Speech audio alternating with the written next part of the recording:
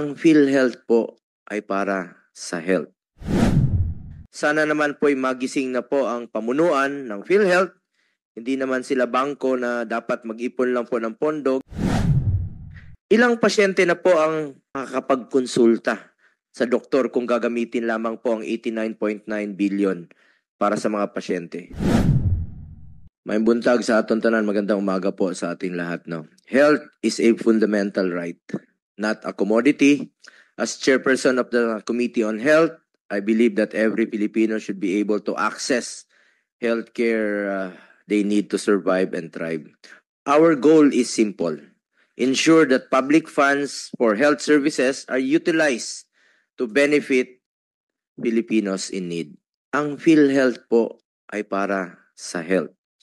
In the previous hearings of this committee, we covered several areas of concern, including the continued effort for the release of health emergency allowance for qualified health workers. Ito po yung mga services rendered na po since the start of the pandemic. Our push for better health infrastructure in communities, such as the establishment of super health centers we advocated for before, and proper implementation of regional specialty centers law, which we principally sponsored, and better access to medical assistance for the poor through the Malasakit centers, which we championed and institutionalized into law. Today, we shall also hear the updates of the Department of Health on various health concerns, such as the mpox, leptospirosis, and dengue. In the past two hearings, we questioned the transfer of 89.9 billion excess funds of PhilHealth to the National Treasury that remains unutilized, despite the growing number of poor patients seeking help from the government. Sana naman po ay magising na po ang pamunuan ng PhilHealth. Hindi naman sila bangko na dapat mag-ipon lang po ng pondo. Gamitin po ito para maproteksyonan ang kalusugan at buhay ng bawat Pilipino ayon sa kanilang mandato at alinsunod din sa Universal Healthcare Law. Ilang pasyente na po ang makakapagkonsulta sa doktor kung gagamitin lamang po ang 89.9 billion para sa mga pasyente. I-compute nyo po sa inyong mga calculator o sa inyong mga cellphone dyan. Yung almost 90 billion na yon kung tutuusin sa 1,000 pesos per konsulta. 90 million Filipinos na po ang malilibre. Ilang kababayan na po natin ang maiwasan po ang mas malalang sakit kung makapagpakonsulta sila ng maaga.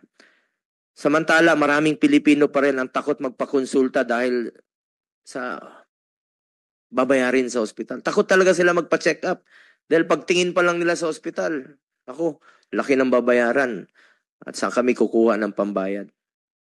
Hindi ko talaga maintindihan kung bakit meron pa rin pasyenteng namamatay, naghihingalo, habang ang laki po ng pondong natutulog sa PhilHealth. Na-discover natin, 500 billion ang reserve fund ng PhilHealth. Kaya nga po, winalis na lang po ng National Treasury kasi sobrang araw po ang inyong pondo. We have heard and supported the appeal of the medical community and their strong opposition to the transfer. Just recently, business groups have also called out PhilHealth that despite posting surplus funds, the agency's health insurance coverage is still at the bare minimum. Members continue to disproportionately shoulder the burden of their hospital and healthcare expenses. The Philippine Chamber of Commerce, or the PCCI, does not see the need for another premium rate hike to sustain its operations and services to its members. It needs efficient management of its funds. Several economic experts and former officials of the National Economic Development Authority, Department of Budget and Management, Bangko Sentral ng Pilipinas, and the Department of Finance also explained that PhilHealth is a social health insurance program that is distinct from other government-owned and controlled corporations or GOCCs. Is that its funds are devoted to a strictly specific purpose. Health po ito. PhilHealth's funds are ring-fenced to meet the objectives of the universal healthcare, expanding the scope and coverage of health benefits for its members, and reducing out-of-pocket healthcare expenses to the maximum. Ito pong issue ngayon dito yung binubunot po ng mga pasyente tuwing nagkakasakit sila. Yun ang katanungan na dapat masagot po ito ng PhilHealth. Habang nandiyan po yung inyong reserve fund. Magtatanong talaga yung mga kababayan natin, bakit hindi nyo gamitin yung pondo ng PhilHealth habang yung mga kababayan natin namamatay, naghihingalo, walang pambayad, nangungutang, nagsasangla, para lang po makalabas sa ospital. Ngunit higit sa lahat, maliban sa mga experts natin, pakinggan rin natin ang ordinaryong mamamayan natin dahil sila naman po ang mas nangangailangan. Karamihan sa kanila ay walang health emergency savings dahil maliban sa maliit na sweldo at kita, ay inuuna po nila ang basic needs. Importante rito yung pagkain, bahay, kuryente, tuition at pamasahe. Pero dahil wala namang pinipili ang sakit, ang mikrobyo, mayaman man o mahirap, oras na nagkakasakit ang mahirap na Pilipino, anong nangyayari? Binibenta ang kagamitan, naisasangla ang lupa, kalabaw, tricycle, naghihinto po ang pag-aaral ng anak, at nagtatrabaho, nahihinto po ang trabaho minsan dahil sa pambili po ng gamot. Lalo na kung ang breadwinner ang nagkakasakit, talagang guguho ang mundo ng isang ordinaryong mamamayang Pilipino. Dito sana papasok ang gobyerno kasi nasa saligang batas naman natin na isang basic right ang kalusugan. Kaya sinisiguro natin na mag-invite rin tayo sa hearing na ito ng mga ordinaryong PhilHealth members para bigyan po ng mas konkretong mukha ang sitwasyon at nangyayari sa buhay ng mga Pilipino. Bakit masyadong nagiging komportable na tayo sa ating mga air-conditioned boardrooms and offices? Ngunit nakakalimutan na nating bumaba talaga sa mga pampublikong ospital at makita ng personal na yung mapait na katotohanan po ng mga pasyente. Pakinggan po natin sila dahil pangako ko naman po sa ating mga kababayan na papagamit po itong committee. Meron po kayong avenue na makapagsalita po kayo. This Senate hearing will give more voice to the voiceless among our people. It is often said that health is wealth. My understanding is that if we increase our government investments in health, we also increase our potential investment returns in the form of a healthier workforce, less expensive medical procedures, and better performing economy. Transferring this 89.9 from PhilHealth to non-health projects is a step in the wrong direction. We now reiterate our appeal to PhilHealth to use the available funds for health to help Filipinos with their health care needs. Ang pondong para sa health ay dapat po gamitin para sa health. Ulitin ko, hindi ako titigil. Health, health, health. Para po sa health yan. PhilHealth must deliver on its promises to the people whose health they are mandated to protect. First, to increase its case rates which have been insufficient in covering medical costs. Napakaliit po talaga ng inyong case rates. Halimbawa na lang po, si Ma'am Miss Maydan Algalado, Mrs. po ni Sir Walter, nakikiramay po ako. Nag-contribute po siya ng 200,000 sa kanyang sweldo. Kinaltas po ito sa kanyang sweldo. Nung namatay po ang kanyang asawa, isa pa namang provincial health officer na nagserbisyo po sa panahon ng pandemya. Inukol po niya kanyang buhay para magserbisyo po sa ating mga kababayan sa Cam Norte bilang provincial health officer. Nung nagkasakit naman po siya, hindi niya po na-avail yung 200,000. Less than 50,000 lang yata ang na-avail niya. Nalugi pa siya, namatay pa, at hindi pa niya napakinabangan yung pinaghirapan niya.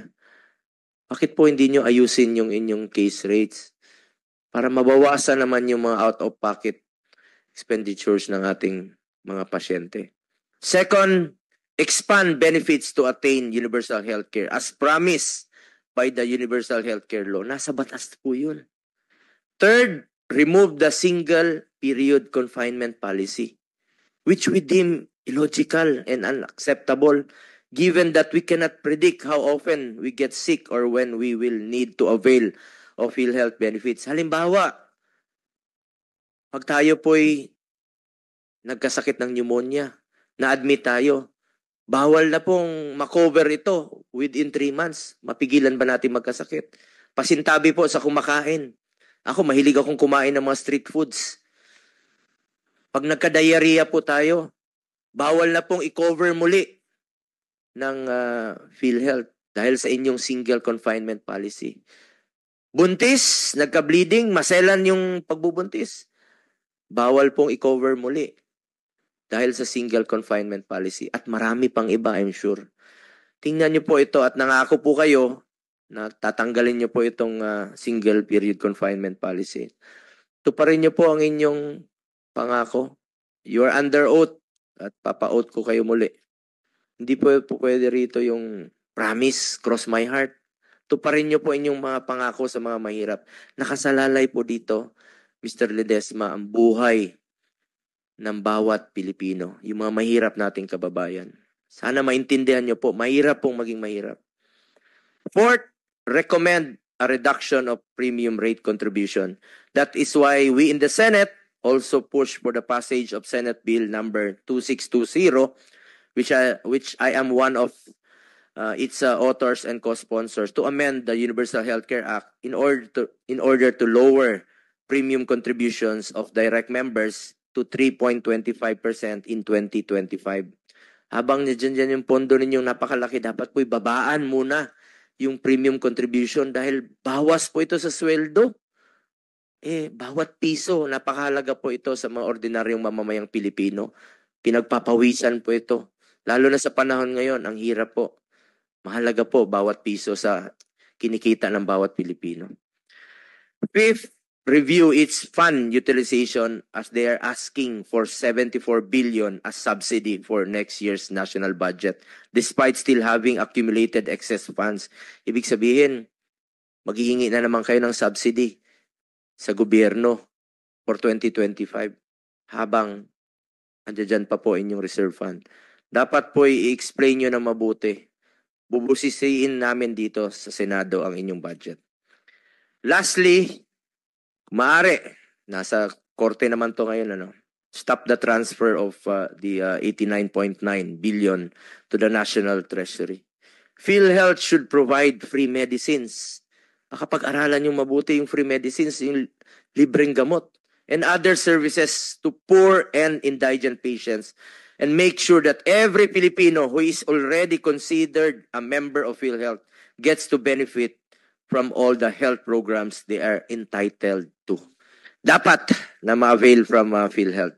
While PhilHealth has a proposed budget of 74 billion for next year, which they may yet again fail to efficiently utilize, our specialty hospitals suffer from budget cuts in their proposed budget. Kindly take note of this, DOH. The proposed budget for the Lung Center of the Philippines is reduced to 711.3 million in 2025 from 791 million in 2024. Binawasan. NKTI has been allocated 1.49 billion in 2025, which is a reduction from its 1.63 billion in 2024. The Philippine Heart Center also suffered a budget cut from 2.41 billion in 2024, naging 2.21 billion na lang po in 2025. The Philippine Children's Medical Center has a proposed budget of 1.40 billion in 2025, a decrease from 1.96 billion in 2024. Tingnan niyo po yung pumipila dito sa mga hospital na ito. Puro po mga mahirap nating kababayan. Dapat po dapat nga i-increase pa ito, knowing na ang dami pong pondo ng PhilHealth para ma-avail naman po ng mga kababayan nating mahirap. Nakapila po yan dyan sa labas. Hanggang ngayon, yung mga pasyente, mga kamag-anak, nagmamakaawang pumunta rito sa Senado, humingi ng tulong hanggang ngayon. Kaya, nung 2020 budget deliberation ng RITM, hindi po ako pumayag na bawasan po ang pondo ng RITM. Ni-reduce ng DOH Alam nyo, kutob ko lang po. Hindi ako pumayag. Nagkatotoo po yung kutob ko. Sino ba mag-expect darating yung pandemya ng 2020? Binawasan nila ang RITM ng ilang milyon. Yun pala, pagdating ng 2020, yun ang pinaka-importanting opisina na kakandak ng test na pinapadala pa po sa Australia. 1 week pa yung resulta. So, lessons learned tayo dito. The more we should invest sa ating health care. Meanwhile, according to the DOH, government hospitals still have 14.8 billion in unpaid claims from PhilHealth. Government hospital na hindi nyo pa nababayaran. This is why we will thoroughly scrutinize the proposed budget of PhilHealth in the upcoming budget deliberations. We also take notice that the Supreme Court already set the oral arguments regarding the cases filed before it on January 14, 2025. By then, nalipat na po siguro yung buong 89.9 billion. Although we recognize the independence of the judiciary as a co-equal branch of government, sana po yung mabilis po ito, madesisyon na kaagad.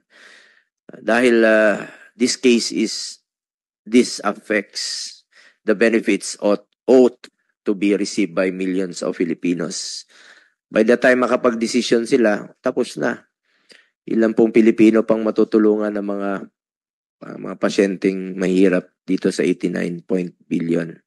Though nasa korte na po yan. Ang pakiusap ko lang po sa ating PhilHealth, sa natitirang pondo nyo po, yung 5 punto po dito. Increase case rates, lessen the out-of-pocket expenditures, bawasan po yung premium contributions, increase benefit packages, remove single confinement policy, at marami pang iba. Utilize your funds, please, PhilHealth. I'm appealing to you. Maraming salamat po.